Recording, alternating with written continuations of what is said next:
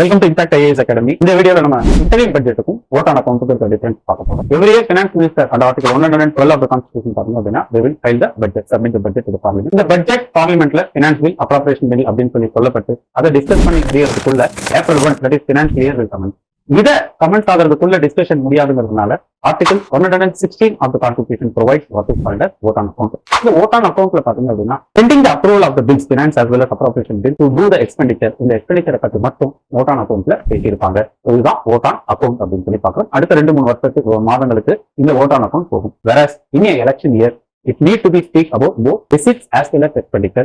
அதனால they will pass it as interim budget. அப்ப interim budget அப்படிங்கிறது என்ன அப்படின்னு பாத்தீங்கன்னா it will speak about both receipts as well as the expenditure part of the budget. இங்க வந்து அடுத்த கவர்மெண்ட் ஃபார்ம் பண்ணி அவங்க ஒரு ஃபுல் பட்ஜெட்டை சேம் லைக் 112 படி ஒரு ஆனுவல் பினான்சியல் ஸ்டேட்மெண்ட் சப்மிட் பண்றதுக்கு முன்னாடி வரைக்கும் இருக்கிற இடைக்காலத்துக்கு பயன்படுத்துறது தான் interim budget அப்படின்னு